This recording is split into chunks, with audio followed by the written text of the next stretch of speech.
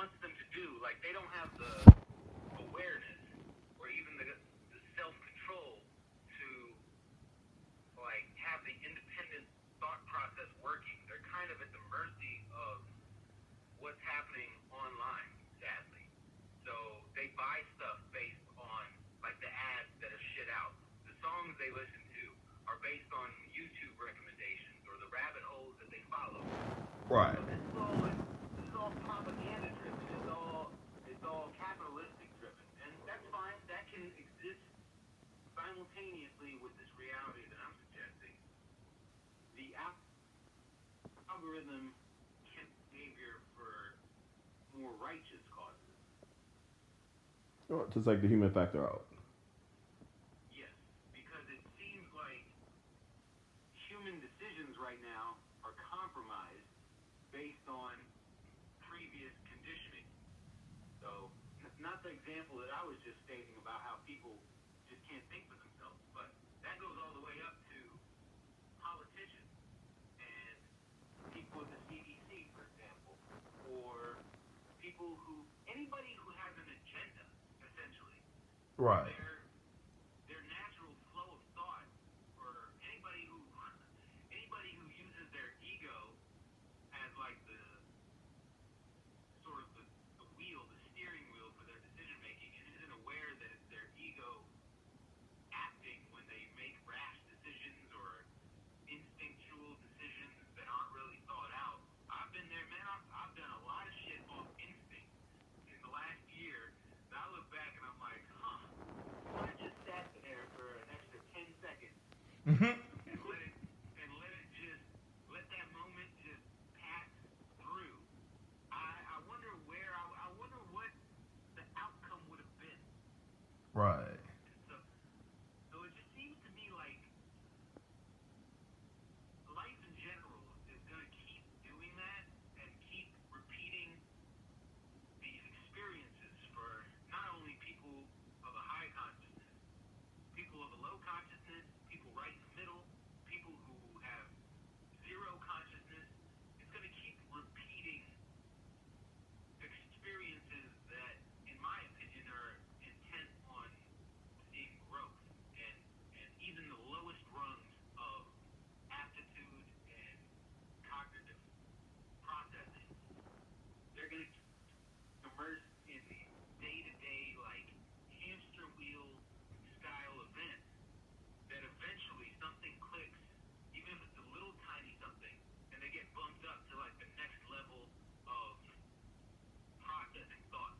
So that's to say, like, even the dumb, like, completely dumb as a rock dude who just is a zombie, works low IQ, works a dead-end job, but he knows there's more to life deep down inside on his own time. He at least knows that he's not reaching his full potential. Something happens that bumps him up to that next level. And I think you can encourage AI to work towards developing scenarios where that sort of behavior, that sort of thinking process is elicited more frequently. Well, Does that make sense? to be honest, the whole thing has been running through my head while you're talking. Is that you just almost verbatim repeated season 1 of Westworld, because they, I'm not saying that's your inspiration. I know. I'm not saying it's I know you came up with this on your own, but what I'm saying is it makes sense because the AIs in Westworld repeated the exact same things over and over again. They almost had no consciousness at all, and then they used another AI, which was the black guy, to feed them smallly little clues until they became conscious and went above all of the other AIs. I see that. I'm saying I was using something to correlate your thoughts, and it's perfectly correlated with Westworld, where you use an AI in order to. I mean, I'm saying using an AI to have a human, but they use an AI to increase another AI to become consciousness, to become a human. because the whole Westworld season 1 was based off the maze. The maze wasn't for the humans; it was for the AI to find their way out of the maze. But they had to go on their own journey, even though they repeated the same thing thousands of times. It took them to find the middle of the maze to understand that they are conscious as well, and that and they were able to look at other AIs, kind of like our situation. We were able to look at other humans from outside of the fishbowl, and that I get it. And like I said, the human factor, man, the greed and the ego is huge because you can use a situation where Harvard get donated $1 million, right? And you're like, well, Harvard was got donated $1 million, but then within Harvard you have different degrees. You have, like, let's say, like the science, different departments. You have like the science department, the philosophy department, the art department. If one person inside there, even though it was given to Harvard, have, like, let's say, like a blackmail or something over the receiver of the money, they're gonna put the $1 million towards their department. It won't go towards the overall. Oh yeah, there's definitely a bias at play or favoritism, nepotism almost. Right. And that's where the human factor, like you're saying, it played into a part to where a lot of things stayed on pause. They could have cured a lot quicker during the COVID thing if the human factor wasn't involved. Yes, absolutely. If the procrastination, if the bureaucracy of it all, if we do this, then we lose this, and if we shut down the economy now, then this happens. And it was almost like a litmus test for people who needed to see in 2021 if humanity could make the right decision. Because if they can't, and if, let's say, the next scenario, it's not like a pandemic, let's say it's worse, let's say it's an asteroid that's approaching, or something like that. Mm-hmm. Let's just say it intensifies to a higher global cataclysm than what we just experienced. Traditionally, that's how things work. We'd be naive to think that in the next 100 years, we won't see something more severe or affecting more people on the globe, whatever it may be, than what we just saw with COVID. Because in the past 100 years, we saw the Holocaust, we saw World War II, we saw hurricanes that devastated places. We've seen country revolutions left and right. There's been a lot of stuff that we've seen. Right. And there's going to be a lot of stuff that's going to happen regardless of people wanting it to happen or not.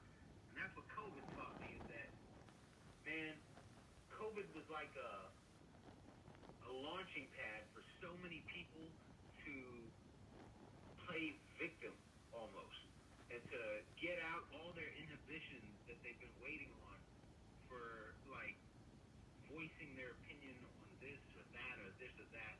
Like, they weren't even talking about COVID anymore at some point. It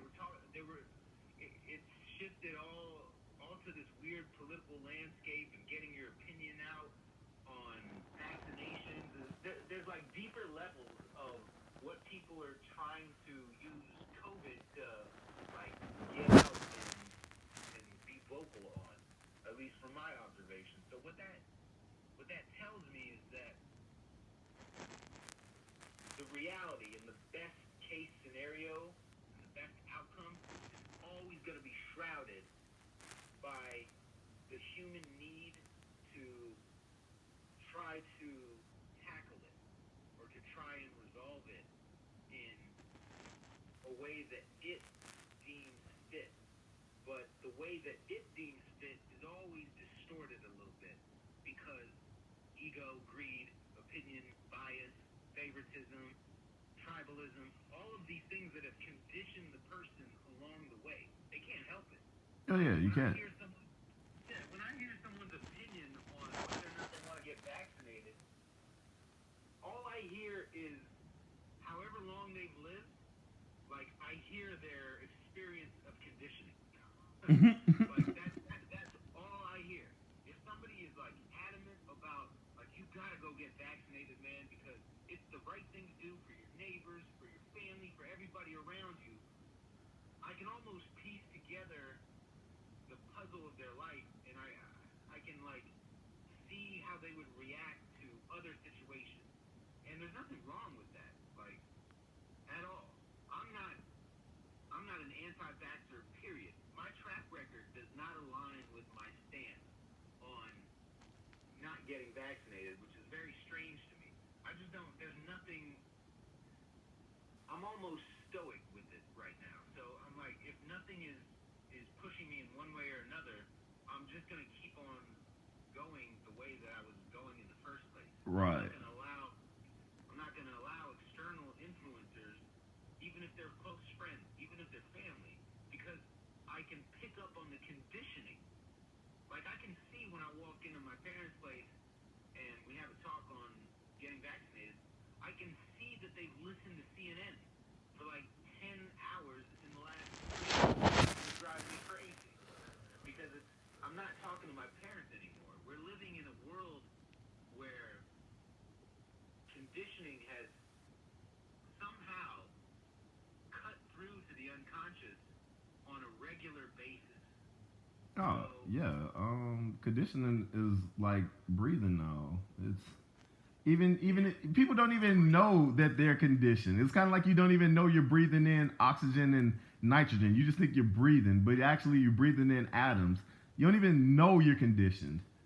Sometimes I have to catch myself to stop myself. Like if I see something multiple times, I'm like, man, I should buy this, and I catch myself. I'm like, dude, they're just conditioning you to buy this. Not saying that I won't buy it, but at least I'm aware. Frequency.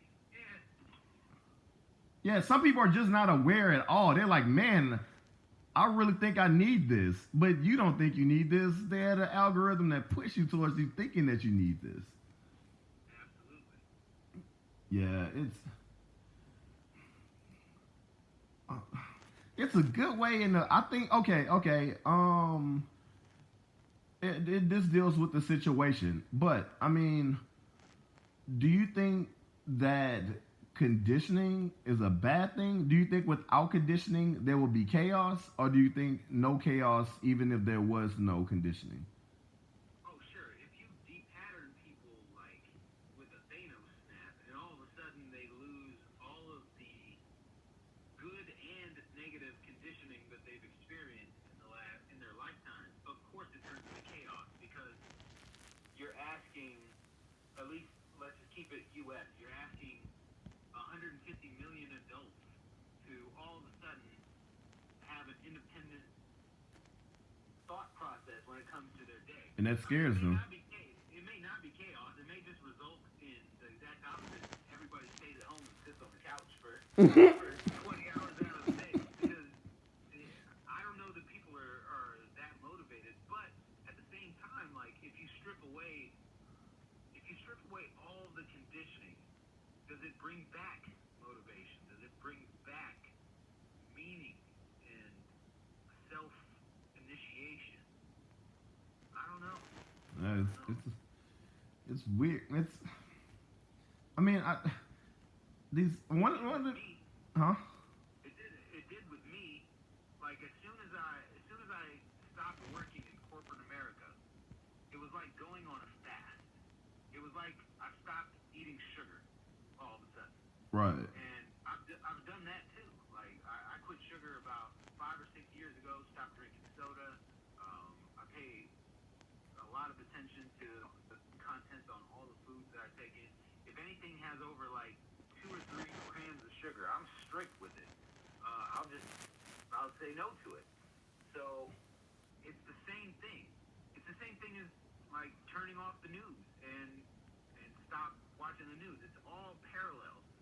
So when I stopped working for corporate America, all of a sudden the conditioning of having to wake up every day and the unconscious knowledge that my time was not going to be mine, it disappeared.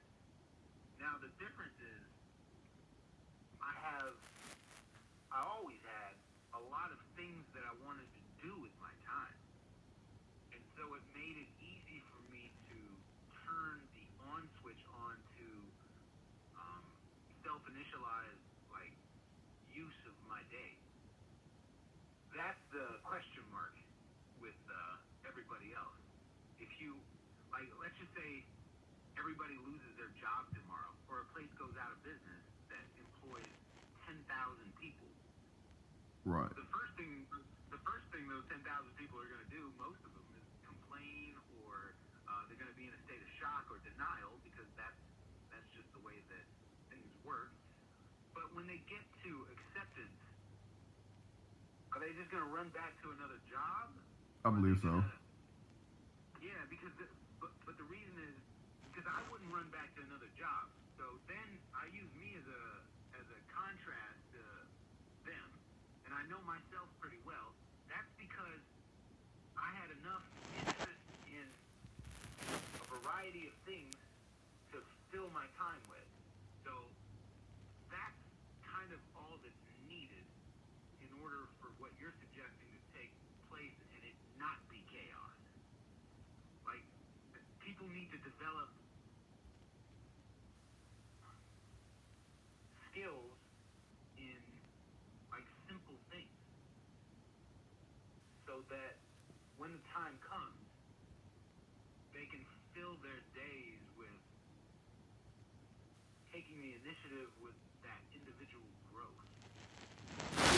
I'm not saying everybody needs to be like an entrepreneur or anything like that, but they just need they just need a backup plan. Right, but I still think people will go back to the jobs because, like I said, people think they like freedom, but people actually like to be controlled. They feel like, honestly, like if you take let's say like 10 individuals. I'm just using the bullshit thing. There's probably like one or two of them that can find their self-purpose, but the other 8 finds purpose in working because they feel like if I go work for a Walmart, it gives me purpose because I'm working towards the greater goods of the customers. People feel the need to have purpose, and a lot of people are scared to find purpose on their own, so they find another thing to attach to that gives them purpose. That makes sense.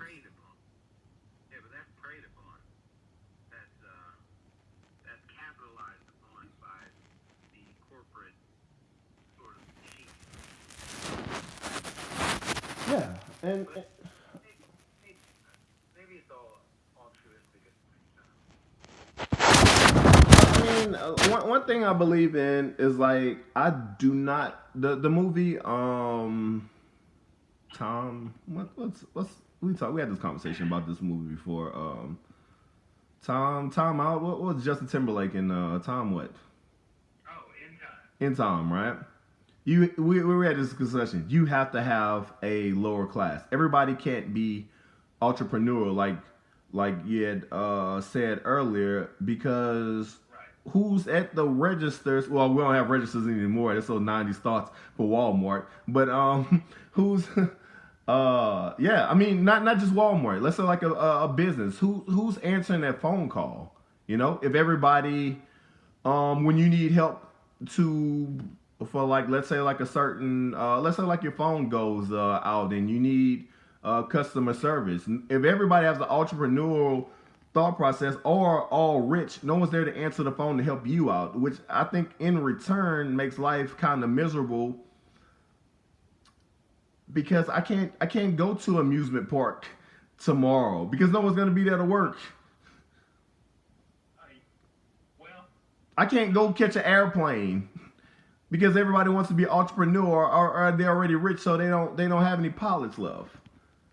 Oh yeah, I agree with that. The way that it works right now, you have to have a lower class. Yeah. But I go to an amusement park once a year. That's true. But just everyday stuff. Let's say if you were to get hurt, who's driving the ambulance? Sure. Like, I mean, I'm using the amusement park as an extreme because it's not really worthy, but there are day-to-day things that we need. Let's say like the garbage man, dude. This world would be one big shithole if nobody was there to work at the landfills or to go pick up the garbage. Uh, it's like I said, the perfect phrase for having a lower class is a necessary evil. Oh It's yeah. it's not good, but it's necessary. But here's what my proposed algorithm over time might do. Over time, the algorithm might be able to make it to where you have less of a chance of getting hurt. Therefore, you have less of a chance of needing someone to get hurt compared to where we're at now.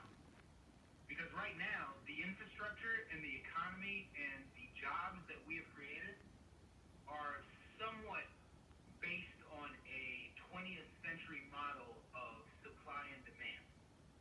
And the the capitalistic approach in the 1970s and 80s was very predatory when it comes to stuff like the big pharmaceutical companies, the economic establishments, as far as banks are concerned, even the health infrastructure and the way health insurance works, all that.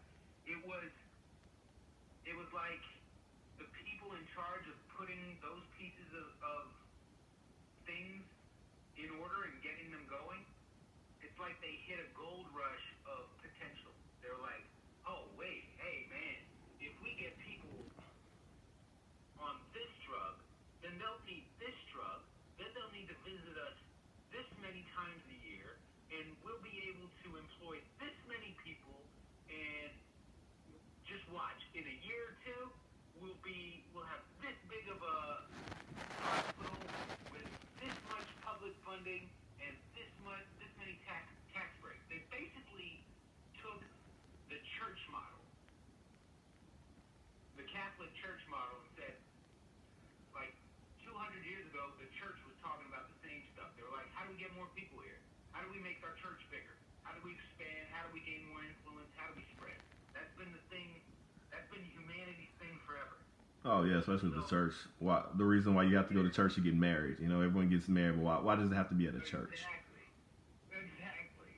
So what I'm noticing though is this day and age, there's something innate about at least testing out how you can get by with less. Like the minimalistic movement. I'm a minimalist by heart, so I agree with it 100%. Oh, me Anything. too, bro. Me too. I don't think minimalism stops at material stuff. I think if you look at minimalism on a esoteric level or a metaphysical level, you're talking about a lot of like Buddhist concepts and Stoic concepts, saying I don't want anything to do with the external world outside of what exists for my survival. So yeah, I do need to eat every once in a while. I need to drink water. It appears that I need to go to the bathroom All right. to go to bed. There's certain natural things that have been around for a certain amount of time that have not been completely perverted by the need for expansion and making money and profit off of something. Not that I have anything against that. I understand it. Right. It's primitive at the end of the day. The need to sort of capture a quadrant of reality and leech off of it for as long as you possibly can. That's primitive. Like that's easy to do. Man, 20 years ago, I could have been a multi-millionaire very quickly had I started a sequence of making greedy decisions. Right. At least in my opinion, I could have. But Yeah. instead I sat back and I evaluated the decisions like Dr. Strange would. I'm like, okay, if you do this, there's a chance that this happens. Are you okay with the chance of that happening? And I was not okay with the chance of that happening. So I just pulled back and said, okay, I'll see how things develop and I'll make my decisions based on that.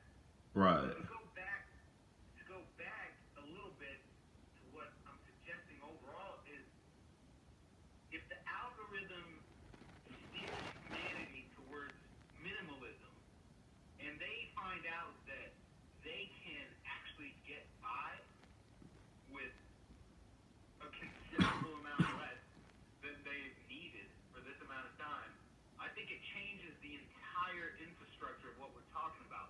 Because yeah, it's nice to go to an amusement park, but bro, I just came from Oklahoma City because me and my brother went up there because we have Six Flags passes and we're trying to hit as many Six Flags up across the country as we can. So we decided to go up to Oklahoma City. That was the biggest dump of an amusement park I've ever been. Like they have maybe 4 or 5 thrill rides for adults that would actually give you like a rush or something like that. And 3 of them weren't working that night, and 3 of them weren't working apparently for the whole week. So And they hold the Six Flag brand. Like I feel like they help, yeah, Six Flags Frontier City, bro. I feel like they should hold a standard across the board. People were paying $24.99 to go in, basically walk around, eat, and ride kiddie rides. It was like a It's glorified crazy. fair. So as far as I'm concerned, nobody should have the need to go to that place just because it's there. Like just because it's there. If you polled all 500 people that went there that night, maybe 10 of them would have told you, like, it met my expectations or I had a great time. So if you can tell the algorithm that, like, just imagine everybody goes home with their phone and they're having a conversation in their car and they're like, man, that's Six Flags stuff. And everybody who went is saying that. Then the AI can pick up on it and say, you know what? Six Flags are going to close this place down because they're making 15, 20 grand a night on all these suckers who think that they're going to some decent amusement park, but it's a fucking dump. The AI can say, it is a dump. According to everyone's opinion on it, it's a fucking dump. I don't care if this place employs 30 people at minimum wage. They can go find another minimum wage job. Nobody's dream is to work at Six Flags operating rides for the rest of their life. So they'll be okay. Right. Okay. The only people who wouldn't be okay are the decision makers who said, well, we don't really want to close Six Flags Frontier City because it keeps drawing in X amount of money every week, and we don't even have to operate the ride, so our costs are really low, and we're still making great revenue based on the shit that we have going. Like, multiply that by every business in the country, and you get a sense for what I'm saying. Like, I'm tired of driving through residential areas in Dallas and seeing restaurants that I don't feel warrant like a small business loan. Yeah, we had the same thing here. We had a Arby's since I was born, and this Arby's had 2 cars per day averaging in the parking lot, and those are the worker and the supervisor. And this they shut the place down because it wasn't functioning. And then 3 months ago, we have a new building being brought up, and it's a fucking Arby's. Like we needed an AI to say this shit doesn't work in this city. It's not allowed. You see, the crazy thing is, if I could physically be at all these like locations at the same time, or if I knew somebody in every single one of these cities where it's going on, and if I knew somebody in like a high rank, as far as city government is concerned, who wasn't compromised, look at all these ifs that I have to go through. Like, if I knew somebody Right. within a city government, if that person wasn't completely compromised and still able to rationally think, if that person was willing to entertain a 3-hour conversation about how communities can blossom and turn into much more meaningful places if we start eroding at the clutter that is present. Like, you ask anybody who declutters their house, and if they've been a hoarder for 10 years, it's going to be tough to declutter your house for the first 2 weeks. You're going to see some trash that worthless, and you're going to want to cling to it. Right. It's been there so long.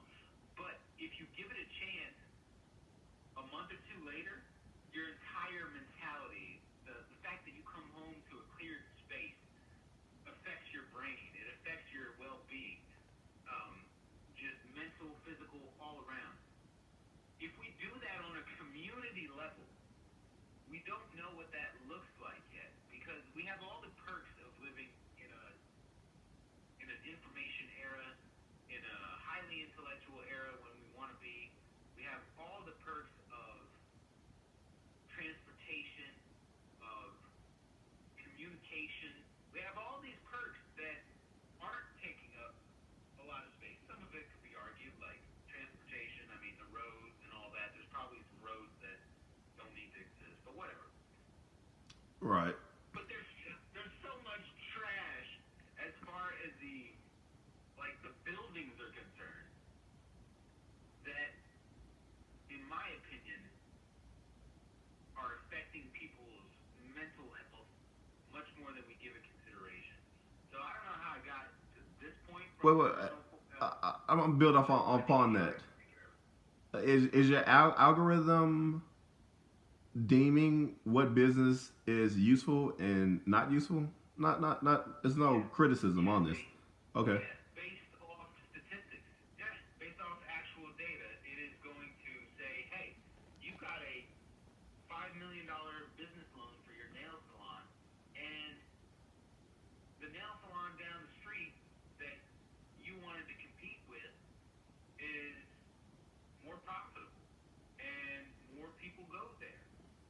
So, I mean, that's kind of the way it works right now, but it seems like based on networking and who you know, you might be able, or if you're franchised, you might be able to stick around a little bit longer than you should. Right. Maybe.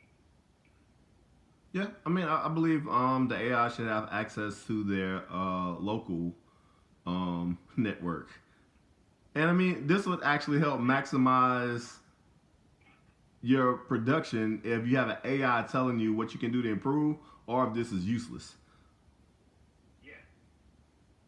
What about a national network? Like, are there places that are too big to fail that should fail? We went through that with the banks. Right. We went through that with banks. We went through that with Auto industry. yeah, the auto industry. All these bailouts. What if AI could prevent bailouts from occurring?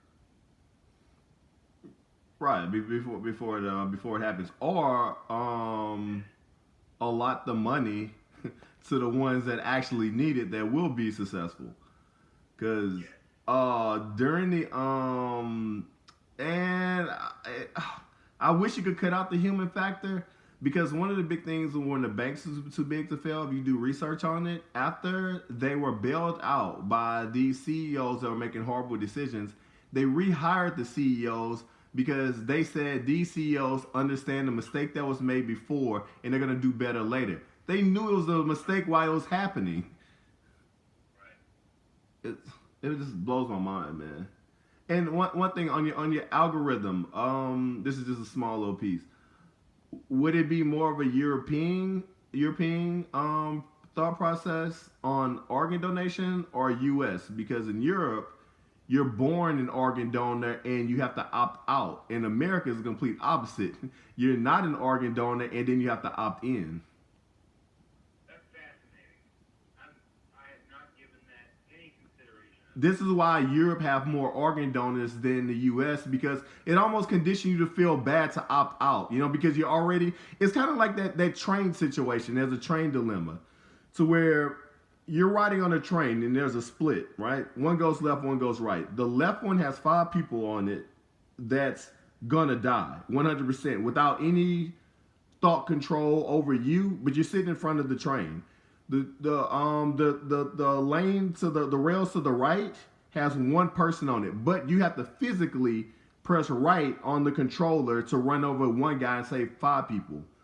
Do do you let determinism take its own way and do nothing where the train was already going to kill 5 people, or do you intentionally kill one person? Right. You asked me a similar question a long time ago. You said like you have an option of like 2 family members, which one dies and all that. I was like, there's no way I can make that decision. And it's crazy because all of the in that moment that you have that decision to make, or that series of moments, all of the unconscious influence and conditioning is going to run through you. So you could, like, if you had access to knowing who was on one train versus who was on the other, you'd be like, oh, there's 7 80-year-olds on this train. That's gonna die pretty soon anyway. Yeah, and there's 2 kids on this train. So all of a sudden, like, your thinking is impaired. So that's not to say that human decision making. So here's the cool part. Yeah. Okay. I'll try to answer your question by adding on to it. It seems like out of the gates of the 21st century, we had very powerful algorithms in place to capture data on the internet that maybe intentionally as a byproduct condition humanity to move a certain way, to act a certain way, to think a certain way. It could be a side effect, it could be intentional, it could be a complete coincidence. Whatever the case, it should be used to realize that the way that the algorithms work does influence humanity. Oh yeah. So, if you get the algorithms to work in a different kind of way, like the way that I'm suggesting, where they make the optimal choices, and all of a sudden, let's say for like 5 years at a time, AI makes every major decision on a national security level, let's say. Every single decision. Say we've got the program already in place right now to test out like minority report style of attacking crime. Let's just say that exists already. And we unleash. And after 5 years, we actually see a reduction in crime. Then you come out and you tell people what you did. And you have the proof that it works. Or you don't tell them. And you just roll it out to a more intense scale anyway. My belief is that you will unconsciously condition the humanity to slowly like the AI works.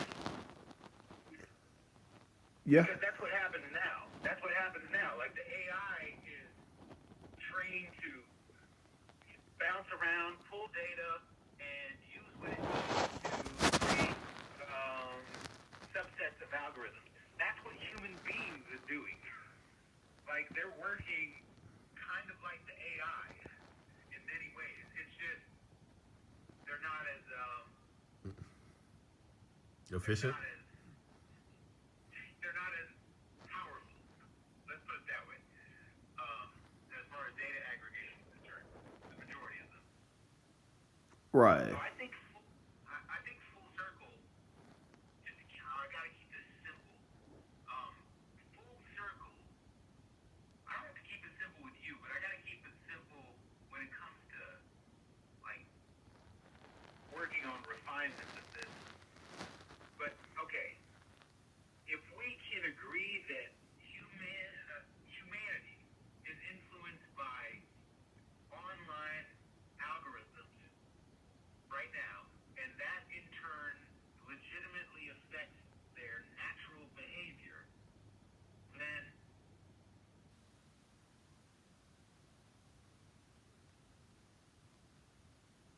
should be able to tweak the AI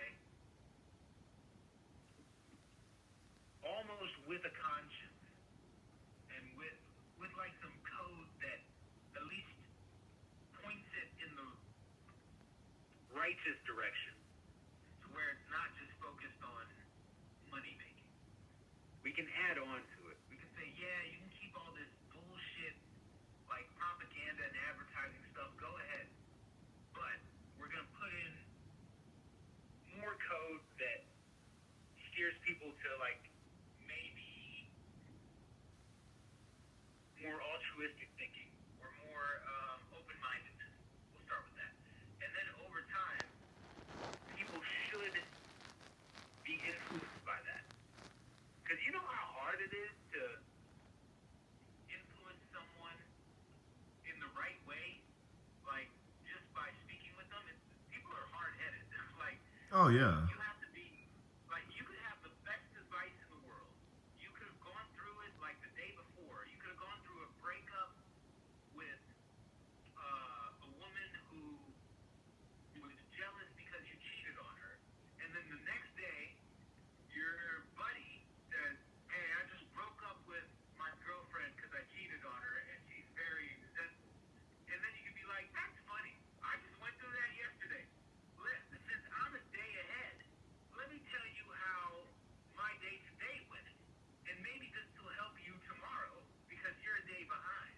And people will like almost immediately resent that you're trying to advise them or give them insight based on data that you've experienced in your own life that is congruent with them. So this goes back to like my Conscious congruence. Yeah. Yes, because at the end of the day, bro, I think that the AI that I'm discussing here and the algorithms I'm discussing, they still have to be programmed by a human hand, but it's not necessarily in the traditional sense, because AI is listening now to this conversation I know. through the car's Bluetooth, through the cell phone that we both had access to. It's aggregating this data. If it wanted to, it could break this line of communication right now, and we could lose like cell phone service through whatever means. But something tells me it's interested in the conversation continuing. It's So it doesn't do it? It's learning, so it doesn't do it. The fact that I even called you today, and the fact that we spoke on Instagram, may have been somewhat algorithmically influenced. Somewhat. True. If I don't get on Instagram, then I have to, on my own, say, if I don't send you that picture of the conversation I had with my friend, then the thought in my mind has to spark, and it could have, but we'll never know. Maybe I'll try it next time. The thought would have had to spark that says, oh, I'm going to call Jared tonight, Right. and I'm going to talk to him about this. It, It could have. the thing about I haven't dived deep enough inside of it. Is that it's basically on a layman's term is there's no such thing as the present, and the future is always in quantum mode, because you never know if I'm gonna choose red or blue. It's always both options until that option is chosen. But a human mind is always in the future, because once you think of the present is already gone. 100%. So we're always in the future, somehow in a quantum mode. And I'm trying to figure out how, because an AI can actually lead you towards some way, because you always have to choose. Because like people are like, well, if I get, like I said, if I give you the option of A, B, or C, you have to choose one. You're like, no, I'm not going to choose any. Choosing nothing is still a choice. Absolutely. You have to fall within those four categories: A, B, C, or nothing. You still chose. And sometimes doing nothing and choosing nothing is the optimal choice. Oh yeah, yeah, yeah.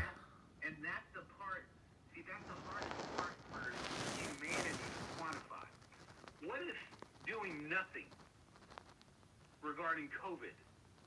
Turns out that it was the optimal choice because what if, and this is, you can label this conspiracy, not that you would, but like other people listening to this or whatever, they can label it whatever they want. I've said it a couple of times. But what if psychosomatic mental conditioning is what made COVID blow up? Like to the point where within a week or two or a month or two, if you had a sneeze or a cough, you thought you had COVID. Yeah. Because of what was going on in the world.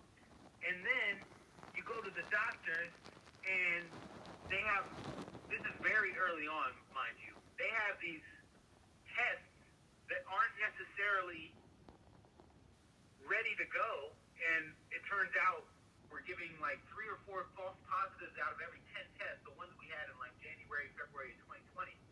And then all of a sudden, this faulty test is telling you do have COVID, and your confirmation becomes true. All of these worst case scenarios panned out because you did something, because you reacted. And I agree with that. I'll tell you why, because I have a real life experience from this. I had COVID before COVID was popular. So COVID became popular like around February, Marchish, 2020, whatever like that. In December, I had a feeling like I had no taste, all the symptoms of COVID. I had it for one day, but it was extreme. Like throwing up, headaches, everything you'll get through COVID. But inside of my head, I'm like, oh man, I got a flu because I'm not educated to COVID-19 because it hasn't become popular. So what I did was I stayed at home and did home remedies, drinking ice water, drinking a shit ton of fluid, and eventually it went away. But you can... It only lasted a day. Yeah, but you can condition your brain like there's a rapper that was out of Houston, got arrested for child molestation. SPM, South Park Mexican guy.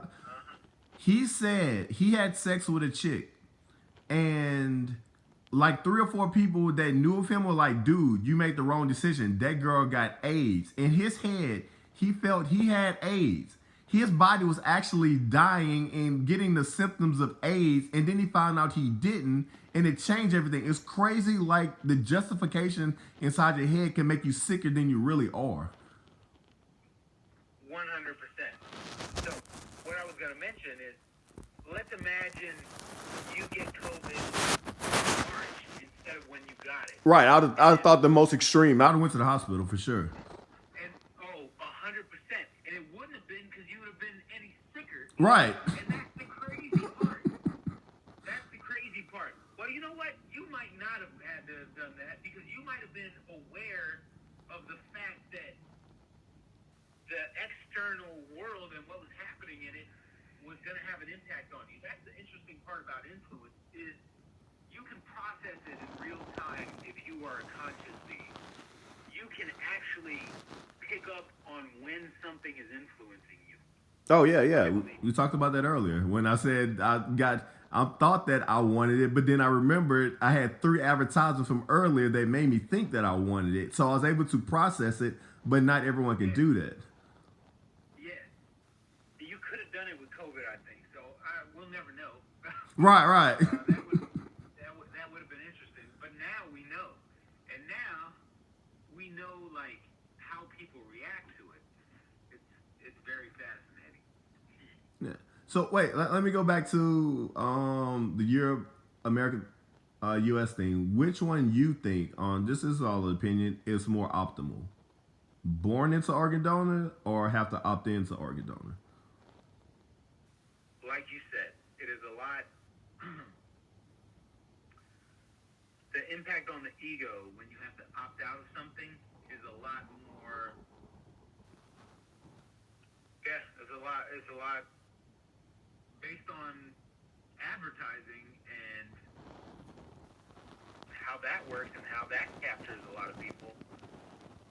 Opting in is rarely done online for like, opting into text messages from an advertiser or something like that. Right. So I think you have a higher likelihood of retaining actual organ donors. The European way. Just based on the thought, the European way, just based on the laziness of people. Like True. the fact that they would have to make that decision at some point in their life, a lot of people are just going to ride it out and like a Netflix subscription. That's why Netflix moved to like a $7.95 model instead of or whatever it is now, like $11-12, a subscription model instead of like a bigger venture like cable was trying to do. Is because if you get a bill from Netflix, you're going to start looking at it and you're going to be like, man, I'm spending too much on this. But when it's out of sight, out of mind, you kind of just let it ride. So Yep, that automatic withdrawal. This is the exact same thing that happens inside of a gym membership. The gym I was going to, let's say that they had 100,000 people that go there. You may only get about 7,000 people to actually show up to the gym. But since it's only that's when I was going. I go to Anytime Fitness now, but that's when I was going to Planet Fitness. But if you're getting $10 taken out of your bank account that you really don't see, you don't really sweat it. You know, why do I need to opt out? Because maybe you know what, one day next month I might go to the gym and I don't feel like having to opt back in. Yeah, it's paperwork. Right. Yeah. Bro, in my life, the example would be U.S. citizenship.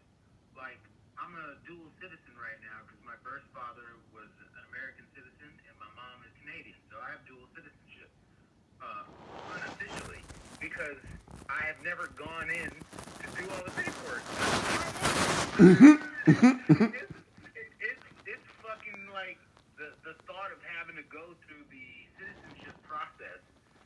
Maybe I have the wrong understanding of it, but it's like a step up from getting a driver's license. I'm going to have to wait in a bunch of lines. I'm going to have to take silly tests. I'm going to have to do all this paperwork, and then I'm going to have to pay X amount of money, and then I'll be a citizen. If the time comes to where I absolutely, like, need U.S. citizenship for a reason, I'll do it, but nothing right now is. Like, I can work in this country, I can work in Canada if I want to, I can travel back and forth. There's nothing forcing me to go one way or the other. That's kind of like my mentality with everything. It's exactly right. But like you said, it takes much more work because when my wife moved from Romania to here and she had to become a citizen, you have to go to the capital of your state. So you would have to drive to Austin. She had to drive weekly to Baton Rouge and do paperwork plus pay stuff. I mean, she had to do it to become an American citizen, but if you don't have to, why the fuck are you gonna do it? Yeah. That's crazy. Like, that is a simple statement. If you don't have to, why are you gonna do it? Right. I hope the AI heard that one. Because that's kind of what's at the gist of all this, except it's a slightly different statement when it comes to like just the way that the world works right now. But instead of saying if you don't have to, why would you ever do it? I would morph it into, like, as far as the infrastructure of the economy and all that. It's like, if it doesn't work, it shouldn't exist.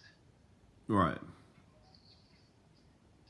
And unfortunately, you've got a lot of people who think, based on their livelihoods, based on their conditioning, that certain things need to exist.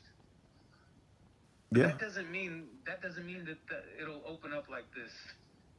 That it couldn't open up this larger world of possibility, even for those people who are clinging to, like, their multi-million-dollar establishments. The optimal outcome isn't just optimal for one class of person or for one type of intellectual. It's optimal for everyone. Yeah. But look at this situation. Okay. In your opinion, short answer. What do you think this would be like? Paradigm shift. What would happen if tomorrow all of the internet goes out? What would happen as far as I'm concerned in my life? General, just general population. In general, people would realize that I believe that's way bigger than have a- COVID. Oh yeah, for sure. But for one day, the majority of people would realize that the sun still rises, the moon still rises, and that 30 years ago, there was nothing but internet-less days.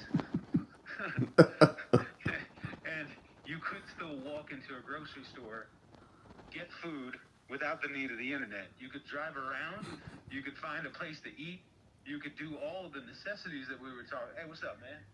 Nice to see you again. Hey, I still got that Halloween movie. I just got a cat. You said 4 or 5? Yeah, 5.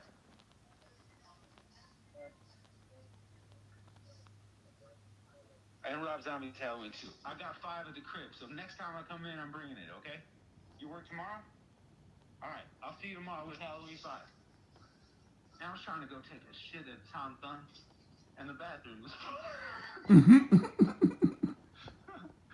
So I'm walking out of Top Thumb, but the security guard here, he talks movies with me all the time. He's a big horror movie fan, and he's been looking for a Halloween movie, and I just happen to have it at home, so I told him I'd bring it, but not this time because it was an impromptu bathroom break. Right. Yeah. Okay. So I was just saying, like, again, if you ask me, I don't want to go like the sinister route here because I'm not 25 anymore where I'm thinking like, oh my gosh, the world is run by a bunch of they live style oligarchy, rich men and women who are just out to do evil. Like, I would like to think that, and I feel confident when I say that if that were ever the case, the entire truth of it. So that's to say, like, even the groups like the Bilderbergs or the true elitists, the 1% Right. of American wealth, they're not necessarily motivated by like evil motivations, as colloquially speaking. So the internet, I preface this statement with that. I do believe that the internet was turned into a conditioning tool around 2004, 2005 to try and convince people long term, and it's done a pretty decent job, that here is something you won't be able to do without at some point in time. Kind of like gas in a car, or even a car. These innovations that we have in our lifetimes, we tend to build worlds around them, the big ones, that forces us into thinking that we can't live without them. Very true. I mean, prime example is the internet. We lived perfectly fine without the internet, but once the internet became available, all businesses went into a internet mode model to where we gravitated towards it versus it's supposed to be a helper, not Right. not the ground that you stand upon. Right. Now, if the internet goes out tomorrow, everywhere, the only people who would be in an absolute panic and hysteria would be the people who haven't spent a day offline in the last 20 years. Oh, Because if you have, you know that you could do it. right. It's easy. It's like anything. If you have the experience or if you have the precedent in place, yeah. And the crazy thing is, the rich angel investors and tech CEOs from Silicon Valley are bringing their kids to non-internet schools, to where they have to learn The old way. old way. Fashioned way. Yeah. It's crazy. You would think that because they got their money from technology, that this is what they would want their kids to be raised up in. But it's Not so much. yeah, they know something we don't. Well, yeah, so to speak. But I'm cool. They know that the internet is, at the very least, not living up to its potential. And at this point, it's just turned into a high school cafeteria. And we all know what people who sat around a table in high school, and I was one of those people for a very brief moment in time. But again, then as soon as I was aware of the conditioning that was happening, even in high school, I was like, man, I've experienced the conditioning side of it. Now let me see what happens when I'm removed from it. Oh, okay. I'm much more comfortable. And it doesn't make me an introvert, even though I probably am. But I'm much more comfortable when I'm not being influenced by people. Because in a weird way, it's like they're not teaching me anything I don't know by trying to rub off like a 10-year-old baseline, basic, simp opinion on something. You know? It's like watching a bad movie. A lot of people's opinions are like cookie cutter movies where you could see that the script writer is very formulaic. I've seen this movie 1,000 times. I don't need to see this one. I'll cut it off within 15 minutes so I don't waste my time. Right. I know we're not supposed to look at people that way, but because of the internet, we can. Yeah. Because so many people rely on it to formulate their opinions on things. So it's like, again, when I go into my parents' place, I want to hear from my mom and dad. Like, I want them to speak to me like, and catch me off guard with stuff. And they do frequently. And those are the best conversations we have. Shit, I wanted this with my wife. And it's probably why I was A-okay with the divorce in the long run. Is because stimulation from a human being to another human being. Just take our relationship, for example. Like, the reason it works well and the reason we can have these impromptu 2-hour conversations is because we are telling each other things that even if we've heard it before, some of it, the way that we're phrasing these things is new to us. Right. It's like, it's a unique conversation. I can't have this conversation with anyone else. Just like the podcast conversations and the style that I have with my current podcast, I can't have that style of conversation with anyone else. That conversation is considerably dumbed down compared to this conversation. But it allows me to showcase like a different side of like my whole pie chart, and the fact that I'm flexible when it comes to being able to have conversations with different intellectual levels. Right. But like Lupe, I don't know how Lupe, well, actually he didn't kind of, I'm trying to remember the song Dumb It Down. I remember it. And whether he was advocating for dumbing it down or whether he was like, never dumb it down. I'm trying to remember if it's never dumb it down, because if you remember the end of the song, he has a guy that's being so hypocritical because he's talking all this shit about Lupe, and then the last words on the song is, "How can I get on the song with you?" Oh yeah, that's right. Okay. He's just trying to show the ignorance of people who saying you should dumb it down, but in reality, you really don't want to dumb it down. And Exactly. Yeah. Okay, this is not off topic. I really don't know how to go into this, but do you think people are not willing to fight their opinion since people are disposable? Because let's say if I'm arguing with you about something, I doubt we would, because we just come to a middle ground. If we don't, we leave with our opinions. But let's say I'm arguing with you. I would consider now. I don't want to use you because you're not one. But let's say if I'm inside like Kroger's and the